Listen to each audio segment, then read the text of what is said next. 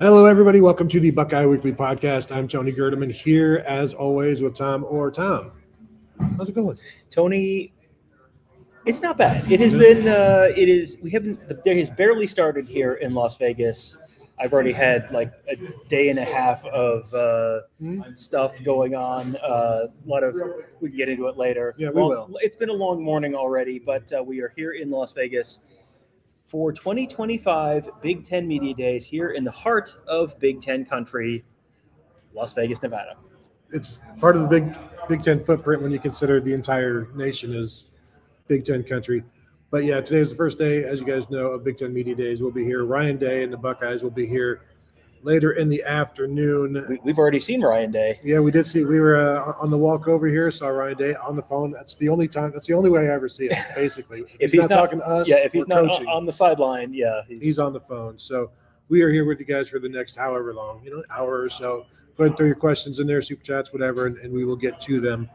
But Tom, we will be talking with or hearing from Tony Petitti. You don't actually get to talk to a commissioner. Yeah, you just talk to the commissioner. One of the things I want to talk about is he did an interview with Ross Dellinger of Sports with Yahoo, and he's still adamantly opposed to the 5+11 because he doesn't want to give the committee make things even more difficult for the committee when you could just play your way in.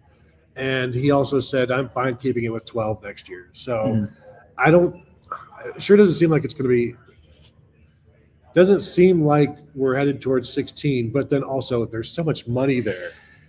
Yeah, you sort of assume that the money is going to win out in the end because the money always wins out in the end with college football. The deadline for this is December 1st is when this decision needs to be made. And then if the decision is not made by December 1st, who's in charge? Well, the people in charge are in charge. So could the deadline be pushed? Of course the deadline could be pushed. It does feel like there are pretty clear battle lines drawn right now between the Big Ten, who wants the 4-4-3-3-1-1. 4-4-2-2-1-1. Well, 4-4-2-2-1-3. But you've also seen the 4-4-3-3-1-1 compromise. And I feel like we're speaking in code. So that would be 4 automatic bids for the Big Ten, 4 automatic bids for the SEC, 3 automatic bids for the Big 12, 3 automatic bids for the ACC, 1 automatic bid for the non-power conferences, and 1 at-large selection that would go to Notre Dame, presumably if Notre Dame is ranked in the top 16, but then could also go to just an at-large team. Is there much – I've not seen much push for the 4-4-3-3-1 model. Is that something – it's been something to appease the ACC and the Big 12, yeah, clearly. It's been floated, and, there was the 4-4-2-2-1-3. There was the 4-4-2.5, 2.5-1-2, where presumably the last ACC team and last Big 12 team would sort of play. But, the draw of that, other than taking things out of the committee's hands and having it sort of settled on the field to a certain degree, is you're setting up the championship weekend, which is currently almost a non-event because last year Oregon and Penn State, they were both getting in the playoffs. So yeah, you're playing for the Big Ten championship, but in terms of the national championship, it didn't really matter. And frankly, Penn State ended up with a much more advantageous path to the national championship than Oregon did. So it sets up a potential where you could have, for the 4 Big Ten spots, you could have conference championship weekend being Big Ten number 3 versus Big Ten number 6, Big Ten number 4 versus Big Ten number 5, with the winners of those games getting automatic bids. And then it's functionally a play-in weekend. And then it's a 16-team playoff, but really it's more like a 24-team playoff. And then those games really matter. And that I have viewed the automatic bids by conference thing as a little bit anti-competitive, where it's like you just want to be guaranteed a certain number of spots. The more spots you give to the non-Big Ten and non-SEC teams, the less I view that as a real issue. And it does make so many more interesting football games, which I view as a positive, certainly. And you look at the SEC, and when Tony mentioned earlier the 5+11, the shorthand of that is the 5 conference champions and then 11 at-large spots, and the SEC is pushing for that. which makes a lot of sense because considering what is the narrative every year before the committee makes its decision. Tony, it's the hardest conference in the nation, and you can't lose. They play the hardest schedule, Tony. Mm-hmm. Tony, do you know, and you should know this now because I talked about it earlier in the week, do you know what the SEC's record, current SEC members in the college football playoff is in the last 2 seasons? Is it 0-4? It's they're 2-4. They're 0-4 against the Big Ten, right. 2-5 overall. Tony, do you know what the SEC's record is in hypothetical matchups over the last 2 years? It's about 14-0. Yes, it is 14-0. Even when they're playing other SEC teams, 2 wins because it's a win, but it's also a quality loss, which is basically a win when you think about it. Yeah. So Ross Dellinger tweets this out. I'm seeing all of these quote tweets from SEC people saying Tony Petitti's just scared to strike the schedule. Like he's scared of that metric, Mm-hmm. and like he just wants to see the games played rather than people vote on who the best teams are. And he even talks about how in this article, like he's on this Zoom meeting with all of these administrators and they're like trying to figure out what numbers can they add to the formula. And he's like, what are we doing? Like, why are we talking about numbers? Why don't we just play the games? And that's why I'm glad that Tom, you finally come around. Other people are coming around to the play-in stuff. Yeah. And again, even the 4-4-2-2-1 with play-ins gives the Big 12 and ACC 4 teams in every year because if you're playing, if you just have to keep winning and you win a national championship, you're in the playoff. Yeah. If you're in the playoff, you are in the playoff. Mm-hmm. So then it's 6-6, 4-4, whatever. And so it's like that doesn't seem so bad to me. And if you're a Big 12 coach and you know if I'm in the top 4 in my conference and my dinky conference, I'm going to be in the playoffs. Yeah. However you want to view it. Yeah. Why are these people against that? Well, and if you look at the Big 12 they don't have any elite programs right now, but they don't have any terrible programs right now either. Anybody could be there. Anyone in the Big 12, you could tell me any team in the Big 12 would be in the top 4 this year, and I'd go, yeah, sure, absolutely. No question. And if you're wondering why I'm saying that, it's this time last year, Arizona State was picked to finish dead last, DFL, in the Big 12 last year. And then they won the Big 12 and they went to the college football playoff and won their first game and then very nearly beat Texas in their second game. So that was a pretty good example of that conference is pretty unpredictable. We have a couple super chats. First of all, thank you, Robert, for gifting 10 Ohio State football Buckeye Huddle memberships. We will do our best to distribute those to some familiar faces. Throw a comment in there if you'd like one of those. Also, make sure you are liking and sharing these. Like the video on Facebook. Make sure you're subscribed, all that. So we have a couple super chats I want to get to. We got one from Mike Farino I want to get to in a minute. But first from Mike Ferguson. With the latest information concerning, quote, the letter, close quote, can someone please ask Tony Petitti if he is or is not Uncle T? Tony, do you want to explain who Uncle T is? I'm not sure how well-versed everyone is in this whole thing. Uncle T is a Michigan booster. Something Tachman. Yeah, and also a message board. Like he's big on the message board. So we love our online former board member of their NIL collective, I believe. So and we love to be online and log on and make some posts when we also are in a position of authority, don't we, folks? Yes, but he is based on what he did to Jim Harbaugh, he is not Uncle T. Tony Petitti is not Uncle T. No. Uncle T. I think we can clarify that. But in terms of the letter, what's going to happen is I assume somebody's going to ask him about it today. And he's going to say, I can't talk about an ongoing investigation. Give you the Cam Newton. It's an ongoing, as they say, it's an ongoing investigation. Big smile. Right. Because, I mean, he already basically did the same thing to whatever ESPN Dan Wetzel wanted to comment. He's like, I can't comment on it. So the same thing's going to happen today. If anybody asks about him, he's like, I can't comment. So it's like, good job with your question. Yeah, and someone will ask, and you'll get him on the record, and he'll say nothing. And someone will, I'm sure, ask Sharon Moore on Thursday when Sharon Moore is here, and Sharon Moore is going to. I mean, we went through this whole thing with Jim Harbaugh at Big Ten Media Days a couple of years ago, and we went, with the COVID practice era violations, because that was before. It's hard to keep track. Let's be honest. Yes, which Michigan major infractions case we're talking about, but that was one where he got asked 5 different ways and just kind of kept saying, "Yeah, I appreciate the question, but I can't talk about it." And then last year, Sharon Moore was asked about it, and you got the same answer. So, and someone will ask, I'm sure, and I can tell you what the answer is going to be, and then we will all move on with life. Super chat from Mike Farino. As an OSU fan, I'm not too concerned about the playoff format other than seeding following rankings, which is the case this year, that there's no more. That's the one big change to the playoff. This year, still a 12-team for 2025. However, it's no longer the top 4 seeds all go to the top 4 conference champions. I think I said that Arizona State won a game. They didn't win a game. They got a bye to the second round. But that is not the case this year. It's just straight following the seedings.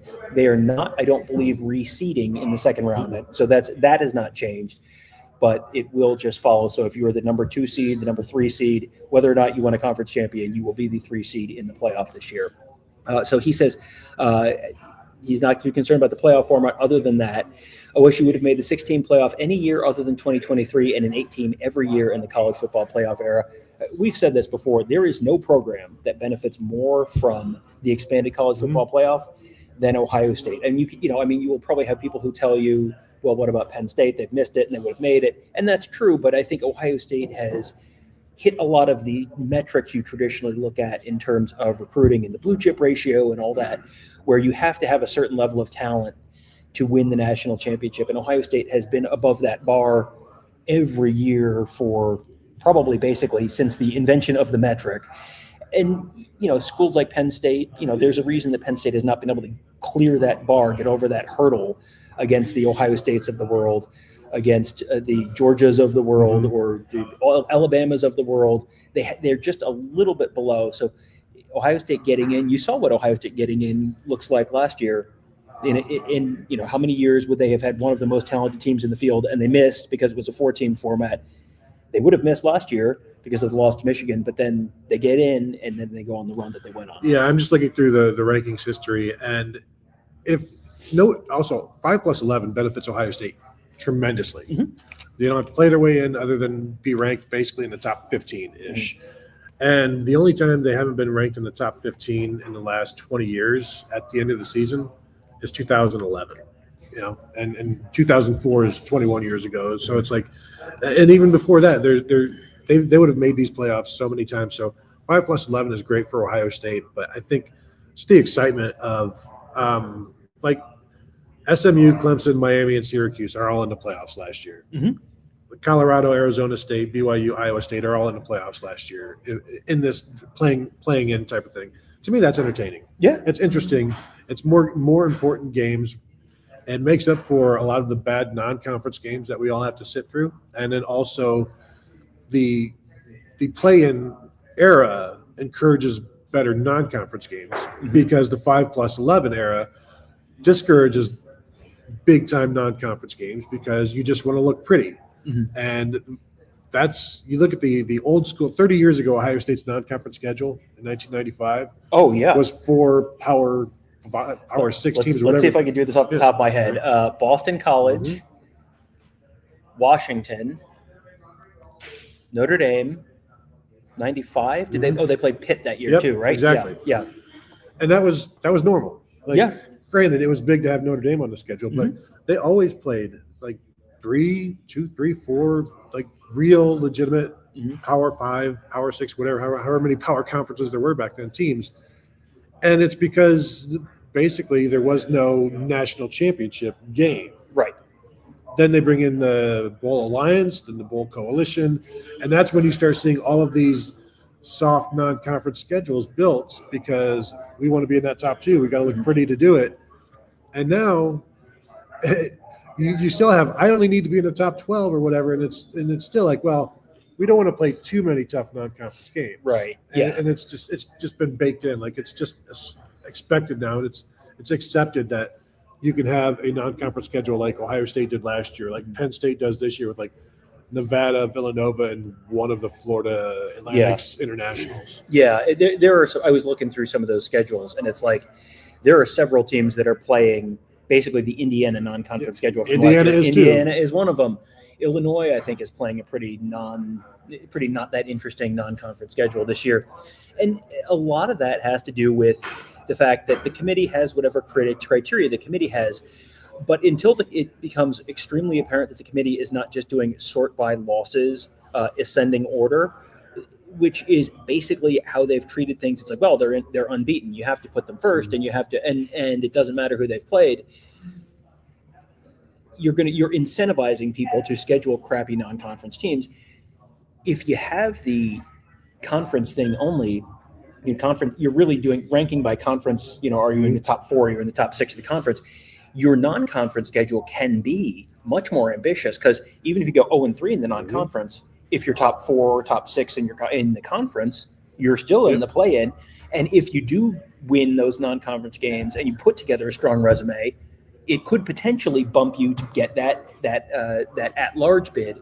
So you're incentivizing people to schedule a better non-conference. And you mentioned Ohio State's schedule. There was a year where Michigan played in the early 90s. I think Michigan played Miami and Notre Dame, or Florida State and Notre Dame. And you look at some of the non-conference schedules way back. Back then, when it was kind of the same thing, where you were kind of playing for the Big Ten championship, and the national championship wasn't really the thing. You got much more ambitious non-conference scheduling. Ohio State has done, I think, a very good job scheduling non-conference over the years. But you have seen, 1991, 1992, 91, Michigan played at Boston College, Notre Dame, and Florida State non-conference. But they also played Notre Dame every year. Yes, 92 at Notre Dame, Oklahoma State, Houston, 93 Washington State, Notre Dame, Houston, and Houston was this is when Houston was, David Klingler era Houston. Like those were potentially some good teams. It might have been slightly after Andre Ware, David Klingler, Houston, but you're at the point where you're giving them credit for scheduling this, because you didn't schedule it 3 weeks before. You scheduled it when they were really good, and then they kind of fell off the map. 88 Notre Dame. Oh, and Miami. yeah. Notre Dame and Miami back to back to start the 1988 season. So, but you look at how Michigan has scheduled non-conference in some recent years, and that has not been the case. Now they have Oklahoma on the schedule this year. That's going to be a really good one. They had Texas on the schedule last year, so that was a really good one. You're seeing Ohio State kind of continuing that. Last year was kind of the one exception where they had that weird. They had Washington on the non-conference schedule, and then they had to cancel that because of Washington's conference game. But you're incentivizing so much better scheduling. So, I have come around on the 4-4. Fill in the blank. It's a small price to pay to get everything that could come with it. Yes, you're going to have a better experience as a college football fan watching better games under that format. But you're taking a lot of the control out of the committee's hands, and there are people who love how the committee has done their job. I am not one of them. I feel like the committee did not do a very good job ranking teams, but last year it was, what did they do? Penn State's ahead of Ohio State. Why? Well, Ohio State has a bigger number in the loss column. Did Ohio State have to go on the road to Oregon and lose by 1 point? And yes, in fact, they did. But that's why their number's higher in the loss column. Did they have a head-to-head win at Penn State? Doesn't matter. Their number's higher in the loss column. So, and then you saw on the field, like very clearly, Ohio State was a better team than Penn State. You saw it on the field in Happy Valley. You saw it on the field in the playoff. But the number of the loss column was higher, so therefore, must go down. Well, and you're also right when you said in the past that the direction from the committee can be such that if somebody loses in the conference championship game, they can be punished for it. The direction, and I swear, last year when we were here, they said that don't think you're safe if you lose in the Big Ten championship game. Yeah. And then what happens is everybody is safe that lost in the Big Ten and the SEC championship game, and ACC too, which is another reason why the Big 12 is crazy, that they're somehow fine with the 5+11. Yeah. But and I also am not saying that somebody that doesn't make the Big Ten or conference championship game should get in over somebody that does. But then when you have that head-to-head, that should be maybe more of an equalizer than one extra loss to either a rival or the best team in the nation. But that's litigating the past. Yes, yeah. And you have seen the head-to-head not matter in Ohio State's favor in the past, where Ohio State got in over Penn State in 2016 when Penn State had the win at home. And was it kind of a fluky win? Yes. Was it also a win? Yes. And Penn State won the Big Ten championship that year, and Ohio State got in anyway because Ohio State had a much better record overall that year. So, the committee has not ever been beholden to precedent or intellectual consistency, which is one of the maddening things. We do those shows every Tuesday during the college football playoff season in the fall, and every year you're trying to get some answers from the committee in terms of, okay, but why is this team that way? But you're not using the same rationale. It's like, well, it's everything is different, and it's just kind of, there's a certain amount of, we're going to do what we want to do, and to that end, if you can take power away from the committee, like I know we didn't love, no one loved the BCS when the BCS was a computer formula and a mixture. If you can have it be more of a settle it on the field at this point, I think that's going to be an improvement. Well, and I think the BCS, the computers would probably do better now because there are more teams, and you're not just picking the top two. But in terms of the numbers, like one of the things that Tony Petitti said in this article is they're going on a Zoom conference talking about how to tweak things and tweak this with the committee and what to focus on. He's like, I found myself sitting there thinking that playing games seems so rational as we look at folks talk about points and subtracting numbers and adding numbers. I'm thinking this is the rational system, and the one where we play games is radical. And that is – he is not a college football traditionalist, clearly, because that is the way it used to be in college football. But we've continued to play in games. Yeah. And so he's wanting to go to that natural, logical – I don't know if it's logical, the next step. Mm-hmm. And right now he's alone in the ocean of commissioners out there. Yeah, I do think it's bizarre that the Big 12 or the ACC would be against that, because you're going to get more bids that way, because what are the people when ESPN has the show, what is Kirk Herbstreit going to be banging the table for? You got to put Duke in. Duke. He's going to be jumping on the table for Georgia. This is what they South Carolina. Does it matter that the recent track record is what it is? No, because the previous history, when history ended in 2023, and so then, or 2022, and so since then. This is a small sample size. Is this a result of the new realities of college football? I don't know, but it's been very consistent since the new realities of college football.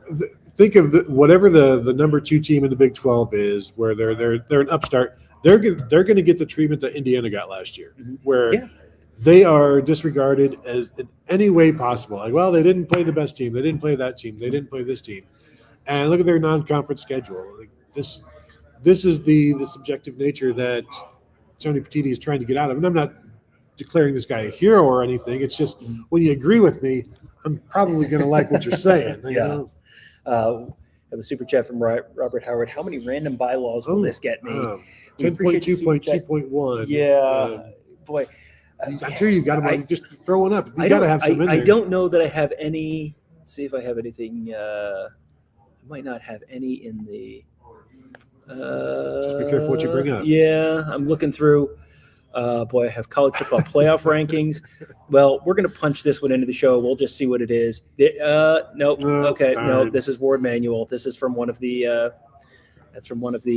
college football playoff shows we did last year. Turns out it doesn't get you much, Robert. Sorry. Yeah. No, that's not what I wanted to do. Nope. That's also not what I wanted to do. We're off to a rip-roaring start here. See, I can give you photos. I can give you a resume comparison from the college football playoff. Now, are these relevant to the question at hand? I think people will enjoy them. Here's Jack Sawyer hitting Quinn Ewers. Oh, last year's stuff. Last year, well, they haven't played much since last season, so this is old news. Yeah, sorry. I can give you. Let's see. Here's Jack Sawyer scoring a touchdown. Yeah. You may remember that. Let's see if we have anything else here. This is going to be great on the audio version of this. Forgot about that. Yes. Yeah. Here's Jeremiah Smith catching a touchdown, or not a touchdown, but fantastic. A pretty significant play against Notre Dame last year. So that's what I have in there. Sorry, I did not anticipate your request. I will try and have some bylaws ready for one of the shows. Our plan. Let's hit real quickly what our plan is for the week. Our plan.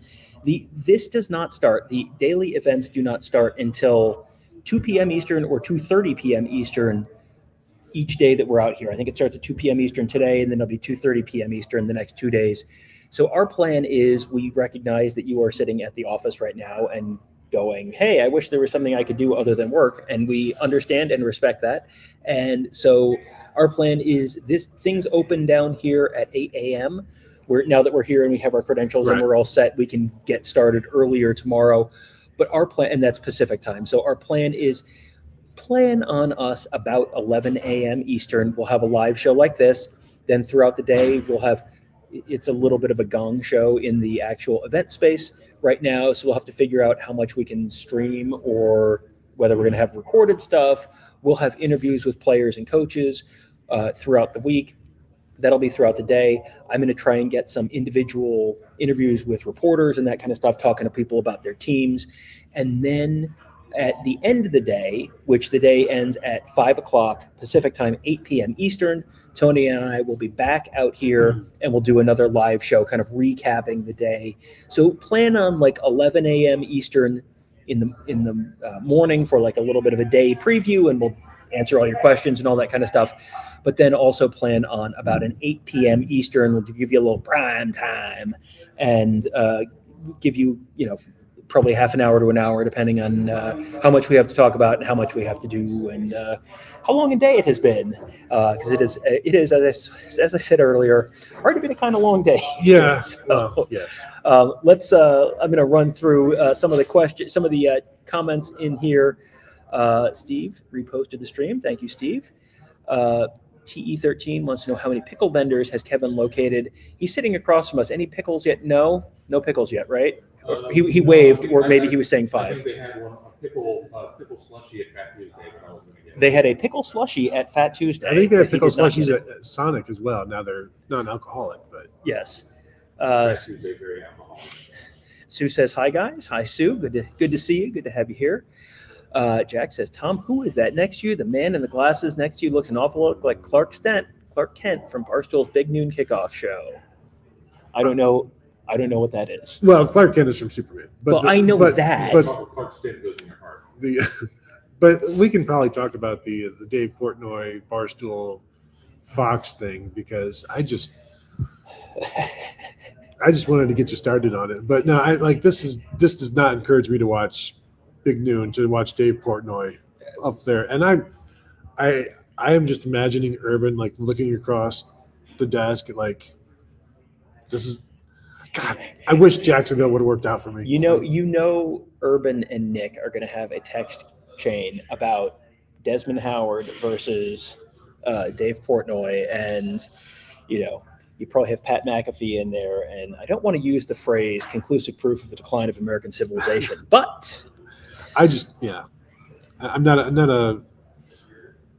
And the idea that they just wanted to get a fanboy on there, it doesn't matter who it is at that point. That's just like, wow, I'm not interested. We've talked about this before, but it's the Howard Stern, the people who, the market research on Howard Stern, the people who love him. Why do you listen? Because I want to hear what he says next. The people who hate him, why do you listen? Because I want to hear what he says next. It's just going to be shock jock, say ridiculous stuff for attention, and you will get dumber listening to that. That's just that, but that's the business model. That's the two heads yelling at each other business model that has basically become I don't want to say the core of ESPN's business model, but I don't know how else to describe it. And the thing is, when Urban first got there, that was a better football show. Mm-hmm. Game Day was an entertainment show that also talked football. Big Noon Kickoff was a football show that sometimes would try to force some entertainment in it because, that's what we have to do in this 1 hour or 2 hour slot. Yeah. So maybe he'll be here today. We'll see. Yeah, maybe. Dodd Draco says, do y'all have a Twitter account? We do. The company account is at Buckeye Huddle. Tony's is at Tony Gerdeman, TonyGerdman. DEMAN. Didn't I say that? Gerdeman. Okay, yeah. And I'm at Tom Orr 4, TOMORR, the number 4. And Kevin? Kevin is at Kevin_Noon. NOON. So that's us. Sue says, is Tom sexier when he talks math or reads bylaws? If you ask my wife, the answer is neither, but let's ask Kevin. Well, and I think that the subtle thing about this question is She doesn't say what the level is. It's just they could both be. You could read it as which one is less. Robert says, "Good morning, everyone. Appreciate having you here." We talked about this a little earlier when Stars Line says, "Is someone going to ask Tony Petitti about his letter regarding Michigan punishment?" Maybe you would assume somebody would, but he's not going to say anything about it. So it's a wasted question, basically, because he's just going to say, "I can't comment on an ongoing investigation. We'll let the everything play out." But it is kind of a flip, and we did a morning show about the letter. So if you want to, you can find that at all of your podcast platforms of choice. You can find it at youtube.com/Buckeye Huddle. After this, you can go and look for it. So we talked about it for 20 minutes. Yeah, about our thoughts on it. Yeah, and that's in the Buckeyes Tomorrow Morning podcast feed. Bernie says, "What is OSU's pick to finish in the Big Ten? Like fifth? I think the Big Ten doesn't do an official poll. Cleveland.com does a poll.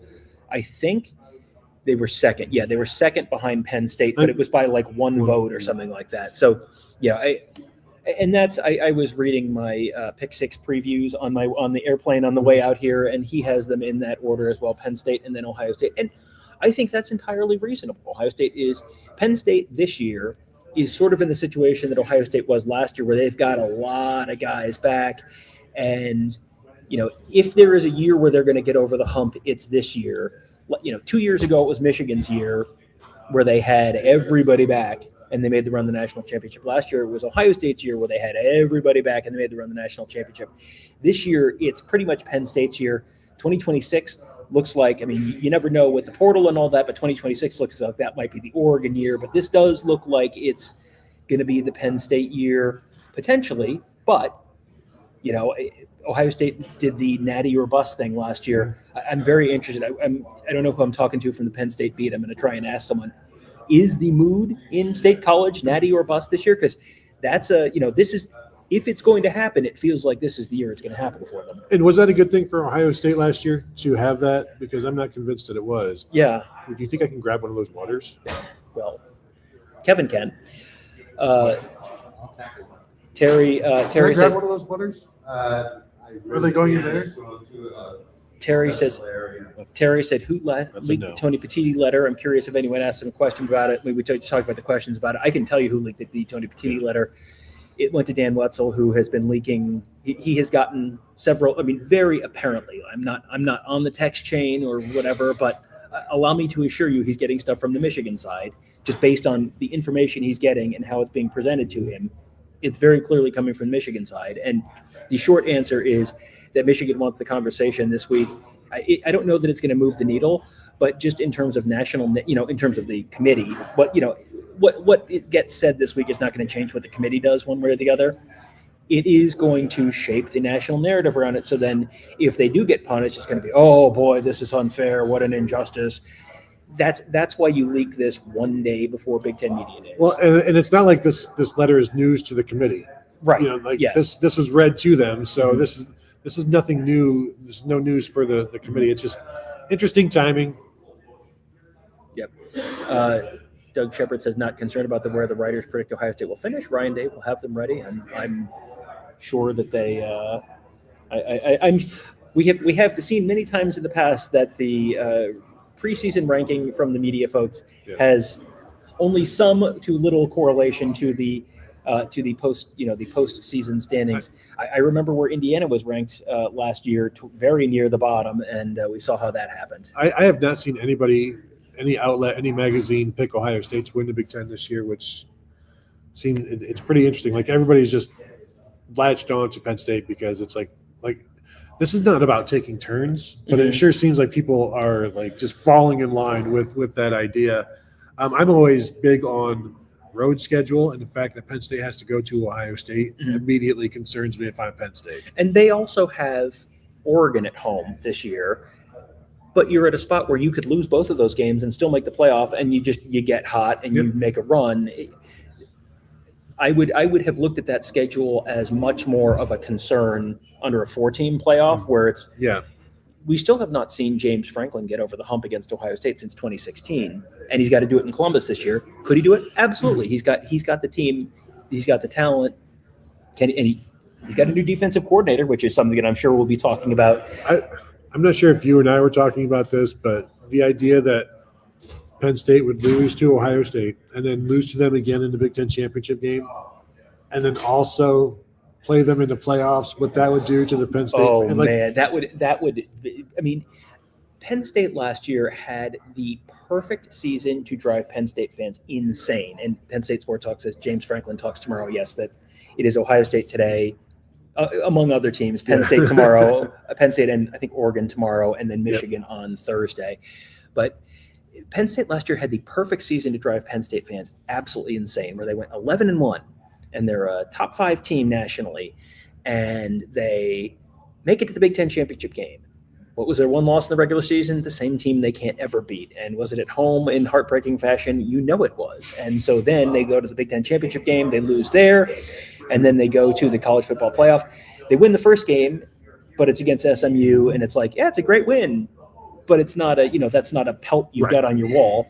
And then they win their second game, but it's Boise State. So, yeah, you're supposed to win that game. And then as soon as you get to the first kind of big brand name team, it's Notre Dame, and they lose in heartbreaking fashion on the last play of the game was just a horrendous decision by Drew Aller. Is that James Franklin's fault? Well, so there were lots of moments in that game before that Drew Aller horrendous decision. But if you were yes, they went 11-1 in the Big Ten in the regular season. Yes, they were a top 5 team. Yes, they went to the Big Ten championship game. Yes, they won 2 college football playoff games, reached the Final Four. Empty calories. But they went 0-3 against the 3 brand name teams. And what's the James Franklin knock? Can't win the big one. And I always view that as a little bit subjective, where we've seen that with Ryan Day, where going on the road and being a top 5 Penn State team. Well, that's not a big one because we know they always beat Penn State. But and beating Michigan wasn't the big one because they always beat Michigan. Until then, they didn't beat Michigan, and then now that's the big one. So the big one that you can't win is sort of a little bit of an artificial construct. Yeah, but when you just look at the helmets on Penn State's schedule last year, what were the 3 biggest ones? The 3 they lost. So that was a season that was really kind of designed to drive Penn State fans absolutely and crazy. So Doug says season starts in 5 weeks. Where did the time go? The time went. The season was a month longer than normal. That's why it feels like a shorter off season, I think. Fall camp starts on Thursday, a week from this Thursday. Yep. Draco says, "Are we going to see Caleb Downs and everyone else today?" Yes, we will have. We don't know. We are at the mercy of the Wi-Fi here, so we are set up to potentially be able to live stream stuff, but also we'll the internet. We'll see how the internet holds up. Yeah. The Ohio State players will be talking at 6:15, and they'll go for half an hour. Okay. Eastern. Doreen has been a member for 4 months. Thank you, Doreen. Glad to have you here. Jordan says, question for Tom and Tony. Why? Also, who? Well, we know the who, and that's Kevin. Yes. The why, what are you going to do? What are you going to do? Matthew says, everyone please congratulate TE13 on their new baby Buckeye. Just a week old now. Congratulations. Wow. I hope you are finding sleep where you can. Yes, I hope you are sleeping when you can. Yes. Not during the show, though. Yeah, not during the show. Well, you can, as long as you hit thumbs up and you leave the stream up, that's okay. We understand. So let's see. Doug says, hi, Mika. Mika's here. Good to have you here, Mika. Scrolling through. Troy V. I don't even know what this was in reference to, but this is one of the perpetual evergreen truths of college football. Logic has no place in college football. Yeah, yes, I was talking about the logical step forward with the play-in games. So I tweeted basically that Tony Petitti just his thing is he'd rather see things settled on the field, and I got a response saying, "Just stop." I can't say what it says, but like, stop giving him a hand. Right, because he's the Big Ten commissioner. The less auto bids, the better. And the thing is, 5 + 11 is still going to lead to auto bids. It's just they're going to go to a lot of the SEC teams that haven't played anybody other than SEC teams. So there's still going to be auto bids in that sense. They're not going to be going to the Big 12, that's for sure. No. I would just again, I don't understand why the Big 12 and even the ACC wouldn't want their top 4 teams playing to win a national title. But I'm not a commissioner, Tom. I just play one on the internet. You're not the only one. Me and Stacey Keach, the commissioner. Terry wants to know, with Paul Feinbaum and Reese Davis all but guaranteeing Texas to beat Ohio State and Columbus, should we cancel the game and have a cornhole tournament instead? Well, you're probably going to lose that too. Well, so, but clearly, Paul's going to do what he's going to do. I don't have a problem with anybody thinking Ohio State is going to lose this game. Yeah. Because Texas is one of the best teams in the nation, and so I don't think it's the way Paul Feinbaum does it is that's his stick. That's right. Yeah. But like Reese Davis is a professional that works for ESPN, so I pay much more attention to Reese Davis than Paul Feinbaum. And it's just purely a function of when you have made a career of saying things for attention. I assume you're saying this thing for attention. Yeah. So. And he's made a wonderful career out of that, and God bless him. But you have the God-given right to not get upset about stuff that people are saying for attention. In fact, by getting it upset and talking about it, you are rewarding them for that behavior. So, anyway, I call that the Skip Bayless paradox. Yeah. So, let's see. Troy V says the SEC is undefeated in hypothetical games. Of course, they're picking Texas. Fair. That's fair. Okay, good. Robert says the photos will suffice. So good. Glad we. I'll try and get some. I'll try and get some bylaws in there somewhere. Mike wants to know if you went to the buffet and filled up an entire drink cup with ketchup yet. Is that no? Did they have ketchup at the place last night? I don't know. No, I have not done that yet. But again, this is our first day here. So yes, we got here late last night. So let's go scrolling through here. Troy says, Tom is to bylaws as Shakespeare is to Hamlet. So bylaws usually end in less tragedy. But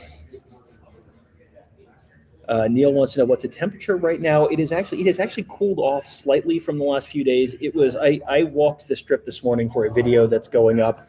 That'll be up later today. It's just basically like walking the Las Vegas Strip. And I got up at very, very early this morning, started before 5 a.m., and it was downright pleasant because it was in the high 70s, and it was, obviously a dry heat. So it was quite pleasant out there for the few of us out there at 4:45 this morning. It is 86 right now. Yeah, it's 86 right now. It's going to get up to 99 or maybe a little north of 100 depending on where you look. So it'll be hot, but yeah, it is not bad all things considered to how things could be out here. Terry Slusher, it's beginning to look like football. We always call this like this is the start of the season. Yeah, the unofficial start of the season. This is when it starts for us at least, and that's when it starts for a lot of the fans, but it'll get here really, really quickly. And again, you got a month of camp, and you can find out all of the stuff that we're talking about here at BuckeyeHuddle.com. With again, camp starts in 9 days, and we'll be there for the first 3 practices. Yes, August 1st, 2nd, and 3rd. That entire weekend. Mm-hmm. Yep. So those are the ones that are open to the public. So we'll be there for those. Yes. Vegas Buckeye says, Vegas here. Are you guys up for some In-N-Out burgers? I walked past In-N-Out that's probably a mile and a half or so up the strip from us here.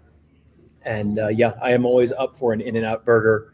That is always also good for me, sending a picture to my family like, oh, look what I'm having, and them getting extremely mad and asking if I can bring it home. So that's fun. Sir Eric M. says, if my only lasting impact on this earth is Kevin Noon forever being associated with Pickles, is it a life well lived? I mean, he's getting up. He's wearing a pickle-colored shirt this morning. I can't have to point out. No Pickles. Sounds like a yes. Sounds like a yes to me. Troy B says it will look a lot more like football season when Tom breaks out the Hartford Whalers hat. I believe that is the unofficial start to the season. Yeah, I brought my Blue Jackets hat, but I don't have it today. So hockey adjacent, and you can see the T-Mobile Arena, which is the home of the Vegas Golden Knights, from the strip as well. Do you wear any hats of current hockey teams? I just said the Blue Jackets. I know. Which is, I know you did. Yeah. I mean, they're gradually trending more towards a hockey team. So yes. Joseph wants to know, which game do you think Ohio State will play in a snow game if you had to guess? I mean, the safest bet is whatever the first playoff game is, if they, assuming they're in the first round of the playoff, hosting. The weather is never great at Michigan in Ann Arbor. At Michigan, they're home for Rutgers the week before that. That week that snowed against Indiana 3 years ago, the week before the Michigan game. That's a possibility. Snowing on UCLA on November 15th in Columbus would be very funny. But yeah, I think you're Nico safe. Can't catch a break. Oh, boy, that poor guy. Yeah, that's probably your best bet. If Ohio State does host a first round game, who do you want to see? Like, what's a team that you would like to see in? Like, I wouldn't mind seeing Clemson back. Clemson is exactly the name that I thought, just because you've seen them play, but you haven't seen them play. I don't think Clemson has ever played in Columbus. I believe they've always played in the postseason. Ole Miss, Kevin mentioned, is a good one. They've never played Ole Miss before. That's a good one. They haven't played. They have never beaten South Carolina. They played South Carolina in back-to-back Outback Bowls in the 2000 season and 2001 season. Lost both of those. So that would be one. I kind of would just like to see a matchup we haven't seen, or at least haven't seen on campus before. Because the series history is Gator Bowl, Orange Bowl, Fiesta Bowl, Sugar Bowl. So they've never played Clemson on campus. Frankly, if Ohio State is a road team and goes and plays at Clemson, that'd be. I would love. I'm sure Ohio State would prefer to not play a road first game, but I would love to go play at Clemson, go play at Georgia, go play at Alabama, go play at Ole Miss, whatever. Here's one for you. First round at home against Michigan. Boy, we talked about the James Franklin narrative earlier. That you will have. We love the narrative bowls, don't we? Mike says, I must have missed something with Mika. Mika says, Mika get well soon. So hopefully Mika is feeling better. It's just me. Tim says Penn State has Jim Knowles. That's got to be an improvement. I am very much looking forward to asking about Jim Knowles, because that's going to be a fascinating story, I think, this season. Well, how much better do they need to be defensively? Because they were pretty good last year. Yeah, right. Yeah, the issue last year was on the offensive side of the ball, and really specifically the fact that they just didn't have wide receivers last year.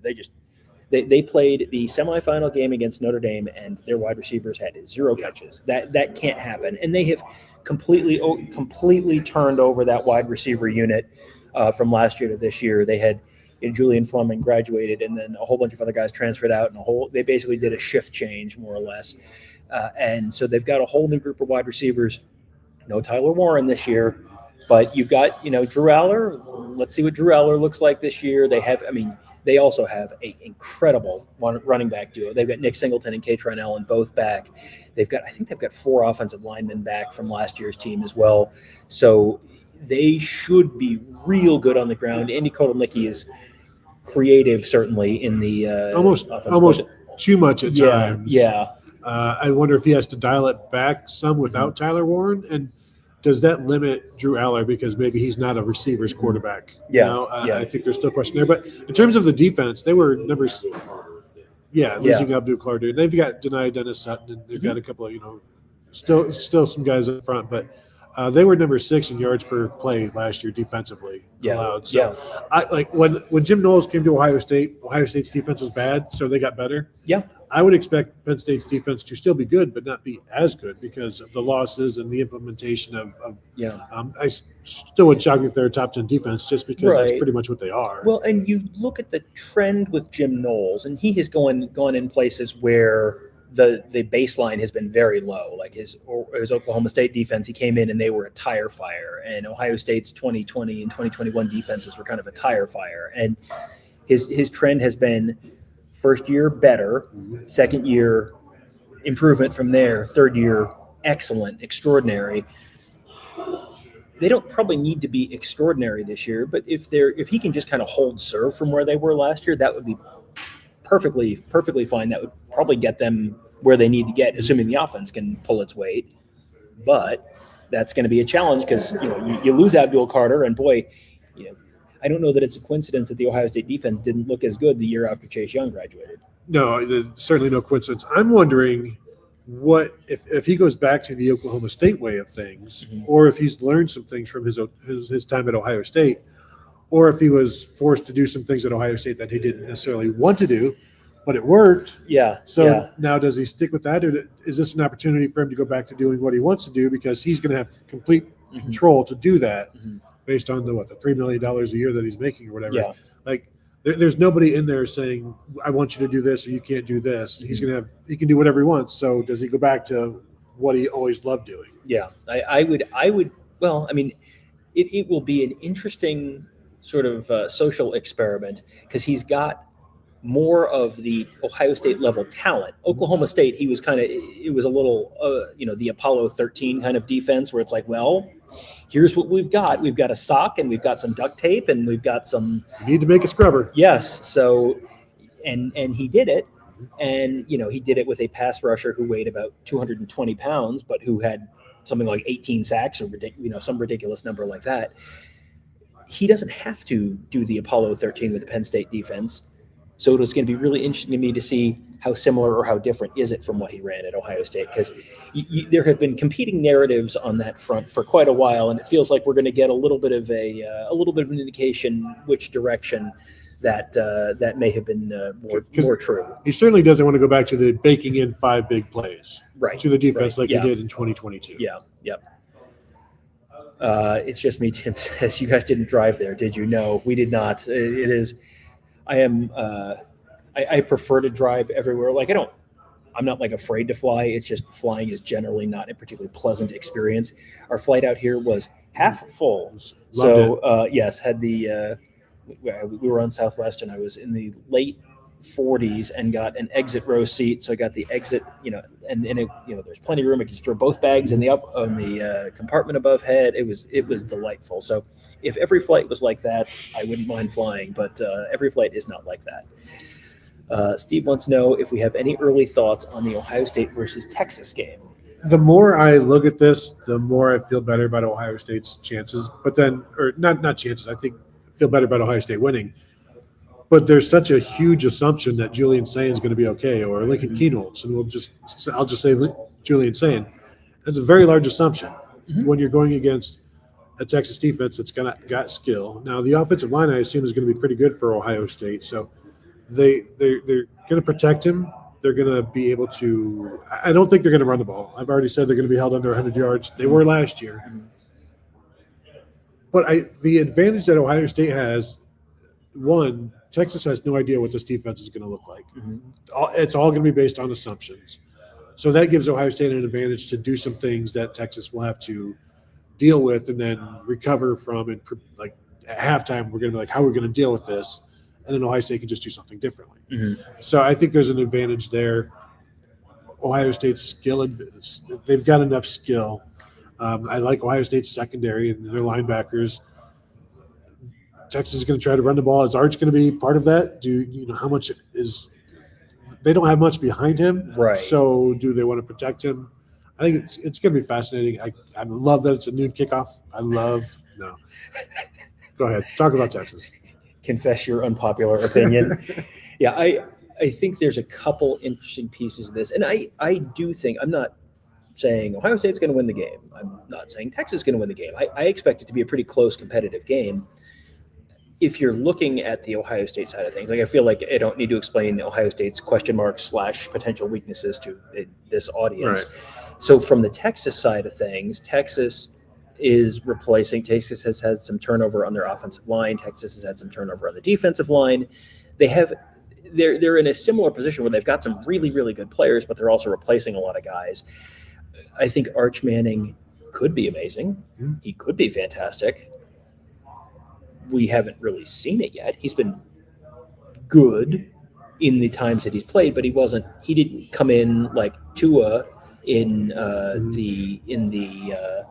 Tua did for Alabama back in the 2017 season, 18 season, whatever that was. So I don't, how much better is he than Quinn Ewers? I don't know. Everyone's just sort of assuming, well, he's going to be incredible. He's going to be 5 times as good as Quinn Ewers. And I think if he was 5 times as good as Quinn Ewers, you would have seen him more last year because they had some games that were close. And you saw him used in very specific ways, very situationally. I mean, almost like the Tate Martell package or like the Devin Brown package for Ohio State. And that's fine, and they used him, but it wasn't like those were even particularly effective when they did them in the playoff anyway. So, he started against Mississippi State last year, and played a bunch against Louisiana Monroe, and sure, he completed 83.9% of his passes against Mississippi State for 325 yards and 2 touchdowns. And I think everyone is looking at that and going, well, he's going to complete 80% of his passes, and he's going to throw for 325 yards and 2 touchdowns and win every game. And after that, the most passes he threw 12 passes, 6 for 12 after that for the next 11 games. So, Mississippi State was pretty bad last year, and that was early in the season. And other than that, he played against Louisiana Monroe and completed 51% of his passes and threw a couple picks. And so everyone is just, I think, looking at the Mississippi State game and going, well, just photocopy that 15 times and that's what he's going to be. And I don't know, maybe, but I kind of want to see it. Maybe we'll see it in Columbus, and maybe he'll light up Ohio State, and we'll see. The other piece of, you mentioned not being sure about Ohio State's defense. Steve Sarkisian has a reputation for having incredible scripted drives at the beginning of the game. And they go boom, boom, boom, boom, boom right down the field, and they score points and score touchdowns. And then as soon as the unscripted stuff happens, as soon as you get off the script and then you've got to kind of adjust, he's not always great there. If you're coming in and you're facing a little bit of an uncertain defense, I'm not sure how effective. Maybe it'll be extremely effective. Maybe it's not. It's almost you're guessing. You're making an educated guess. But then how well will they adjust to what Ohio State's doing after that? Yeah, it's not as much scripted as it is improv at that point, because you're assuming you're putting something together against something that you're going to see, but you don't know for sure that you're going to see it. But one thing I will say, credit to Sarkisian for allowing Arch Manning to throw the ball when he was in the games last year of blowouts, which is something that we don't always get to see at Ohio State. Yeah. Drowsy Dragon wants to know, who has a better season, Arch or Sayin? And this feels almost like another way of asking who's going to win that first game. Well, Arch is going to run for more yards, and I think they're probably going to throw for about the same. I think Ohio State's running game, I think they'll rely on that more. I think they're going to be very similar, but Arch will have more rushing yards. I would say because what did Quinn Ewers last year threw for? As I get here, 3,472 yards. Like, I think that's an acceptable number for either of these guys. But even Arch threw for 939 yards last year because of those couple of starts in the early part of the season when Ewers was banged up. Sarkisian likes to throw the ball around, so I think Arch will have the better season, meaning more stats or more wins. Yeah, I think Manning has better stats, but I think Sayin can throw for 3,500 yards, 35 touchdowns. Will Howard threw for 4,000 yards last year. I don't think that's out of the reach of Sayin at all. No, in 16 games. Right? Yeah. So, some of this is how many games are they going to play, and then I'll tell you about stats. But yeah, I think you've got. I think this is an interesting point from Tim, which is Sayin because he has better talent around him, and that's. Do you want to bet against the guy that has Jeremiah Smith on his team, and Carnell Tate on his team, and Brandon Innes on his team, also Max Clare on his team? That's a name that I feel like we're not talking about enough, but one of the top tight ends in the nation last year is now in Ohio State. I mean, and you've got James Peoples out of the backfield, you got Donaldson out of the backfield, you got Bo Jackson out of the backfield. I mean, there's a lot of talent out there. I think you're going to see guys who have a statistically similar season, but who has a better season is almost up to a lot of things that are outside of their control. Which guy has a better defense? That guy's going to have a better season. Well, I think they'll both have very good defenses. And the guy that wins the game in the first game does not necessarily mean they're going to be the better quarterback over the course of that season. Right, yeah. Because they're both going to get better. Right, and everyone is going to do the week one freak out overreaction of this team is winning the team that wins is going to win the national championship, and the team that loses is going to go 4-8. And it's just, look at the beginning of the season look at the middle of the season, Ohio State at Oregon last year versus the end of the season, Ohio State and Oregon in the Rose Bowl. Teams improve. You don't win national championships in September. It's the hottest team at the end of the season. So I would avoid, good, bad, or indifferent, overly freaking out about about that first game. Terry says, Mike Kedich, the center for Indiana, said the shoe was so loud he couldn't hear his left guard. How much louder will the Texas game be? Buckeye fans got to bring it. Yeah, it's. I can't wait. Honestly, now I'm not trying to wish it here right away because there's a lot of stuff to do before then. But we have a lot of content we got to get out before then. It would just be so nice if that was a night game and we could enjoy the entire day rather than getting it to campus. I don't know, like 7 to enjoy as much of the environment. Yeah, because that's always a big thing as well. Just like that was what was so good about one of the great things about the Tennessee game. Being a night game, you could get there early-ish and just enjoy the fact that there's a huge game here, and this is college football. This is why we love college football. Whereas with the noon games, it's all very compressed, but it's still cool. Yep. Speaking of cool, Jordan with a great shout here, talking about teams that you'd love to see Ohio State play in the college football playoff. LSU would be a good game to see. That's one where Columbus, Baton Rouge, sign me up. Love it. I would love it. That would be a phenomenal. That's to me the best part of the college football playoff. The format where you've got the on-campus games. That is the single best piece of it. Is the on-campus piece. Now, overall record in that series is Tony has it pulled up on his screen, so I have to look. Kevin wants to know the overall record in that series. I know Ohio State tied 1 and won 1 in the 1980s. I don't know if they played other than that.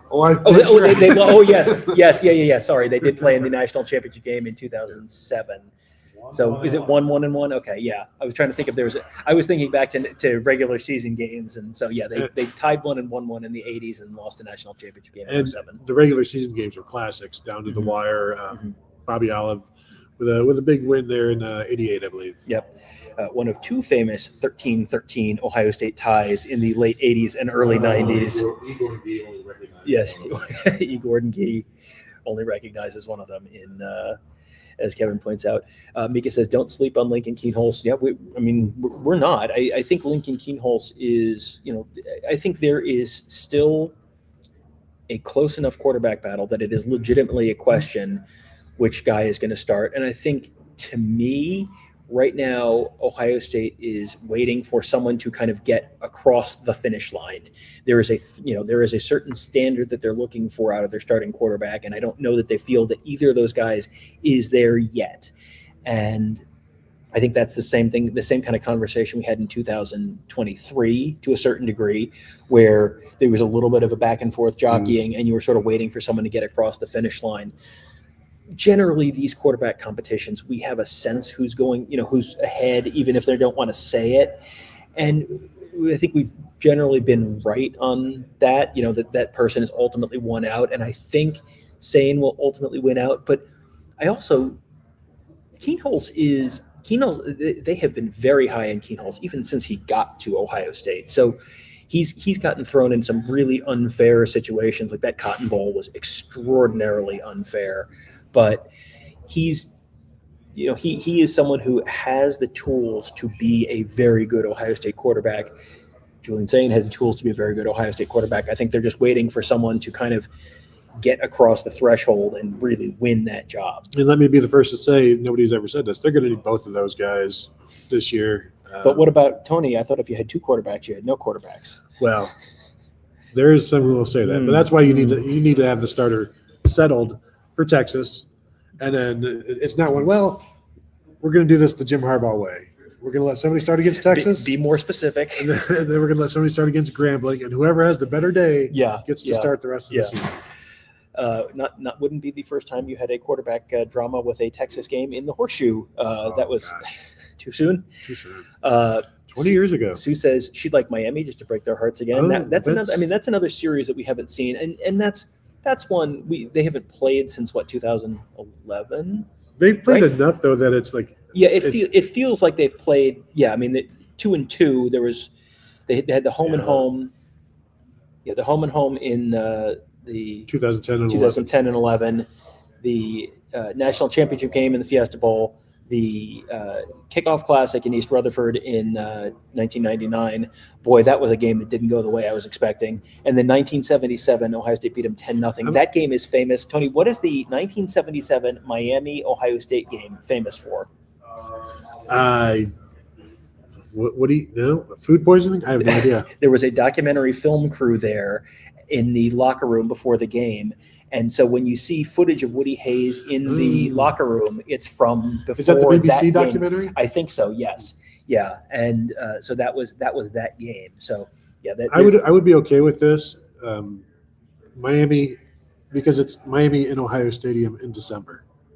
Yeah. Right. Yeah. And we've been known to that stadium in Miami before. Like that is uniquely charmless is probably a good way to describe the Miami home game experience. And we've, it's an off-campus stadium. It's an NFL stadium. It might as well, even if it is a Miami home game, it might as well be a neutral site game in terms of just this. It's not the campus. It's not the. I don't want to go to Miami. No. Nobody does. At least, at least for UCLA, the Rose Bowl is the Rose Bowl. Right. Yeah. The Rose Bowl is the Rose Bowl. But yeah, for the Orange Bowl is just a place off of an exit next to a Home Depot, which is less. I'd rather play at a Home Depot. Yeah. Living in Reseda. Yeah. Freeway. Neil Harris. It's 9:30 a.m. here, but Neil Harris has correctly called it Kevin Afternoon. It is on the East Coast. Love it, guys. Is Ryan. Glad to have you here, Ryan. Terry says, Kevin, man of the people. That's only true for a very specific subset of people. People means just two persons at minimum and maximum. Yeah. Sir Eric M says in CFB 26, I snuck ECU in the playoffs. Saw my round one game was Penn State and thought, since James Franklin is in the game now, I've got a shot. That's where you play the game, you go along, and something's going to happen for you. Like when you used to play Tecmo football and you knew Joe Montana was going to destroy you because that's just the way the game is written and coded. Neil Anderson. I know you're a Bears fan and probably He was played with awesome. the Bears. That toss play to Neil Anderson ate Neil live in the Tecmo Super Bowl. Mike says we need to put some skin in the game this year with bold predictions. Loser of each road week has to sleep in the hotel bathtub. That's full of ice with no kidney. Full of ice with no kidney. That would be extremely bold.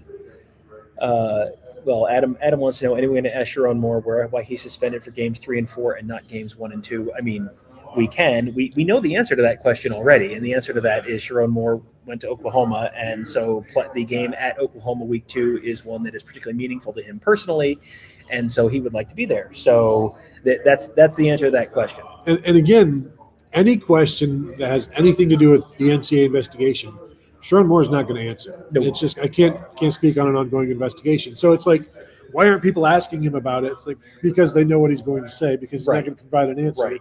So and then if you don't ask him about it, it's like it looks like you're avoiding it. But it's a wasted question.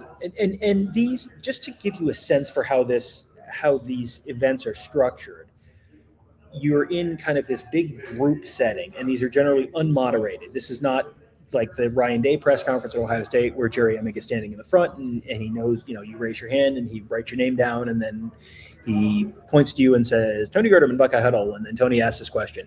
It is just a group of people standing around in a disorganized mob and just sort of shouting stuff. And you're going to get probably one question in because Sharon Moore is going to be a very popular interview subject. There's going to be a lot of people around him. And so you're going to get one question.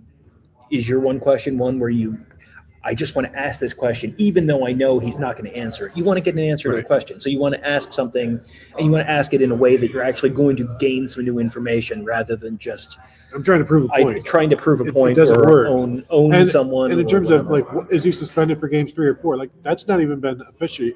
Right. Yeah. Oh, Brett Bielema just down the road from us. Maybe you can make an appearance on the show. Well, you want to ask him? You want to go ask him? Well, No. Seriously, go ask him. Brett Bielema is just a couple of spots down Radio Row.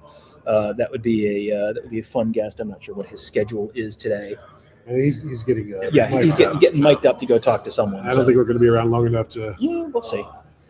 I will make an exception. We'll hang on if we can get him. but we'll see. Terry wants to know, can Texas slow down Jeremiah Smith again? Max Clare will have a good day if they bracket Jeremiah.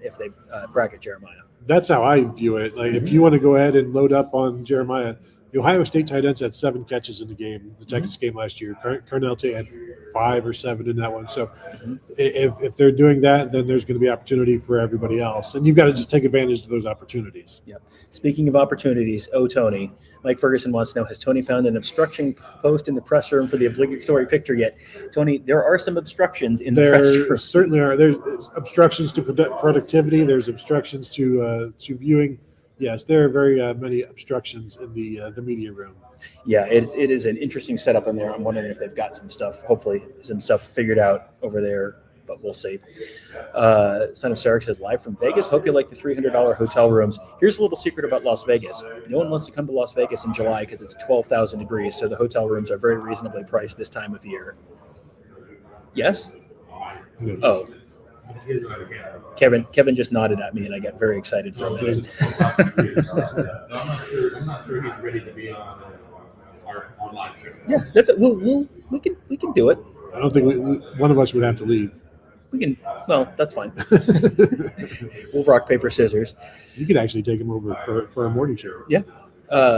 So Doug wants to know, have they announced tickets for the first few practices yet? Yes. That if you go to OhioStateBuckeyes.com, I think it's at least the front page of the football section. It might be the front page of the entire Ohio State Buckeyes site. But OhioStateBuckeyes.com, they do have, training camp tickets are on sale now, and then you can view more there.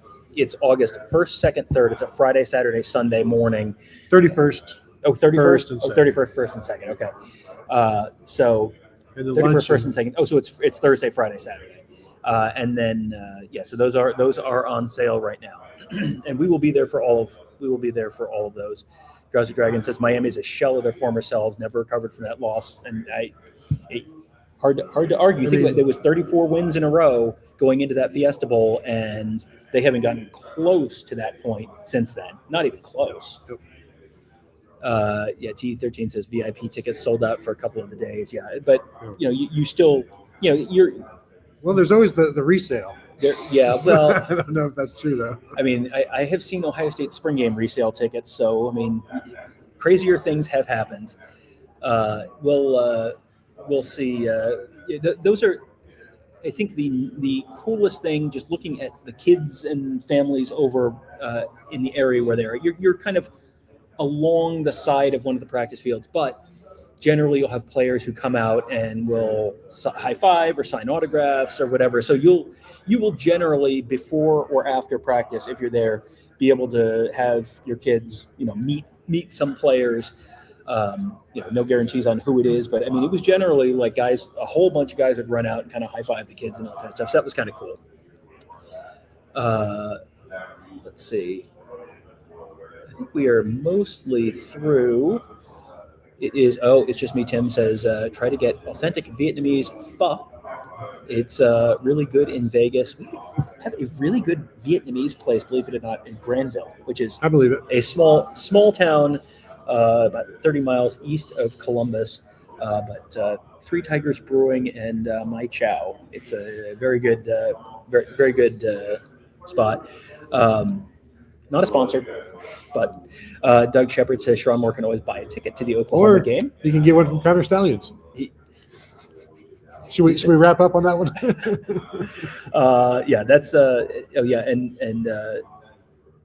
This is a great point from Drowsy Dragon. Bielema was great against South Carolina in that bowl game. Totally got into Beamer's head.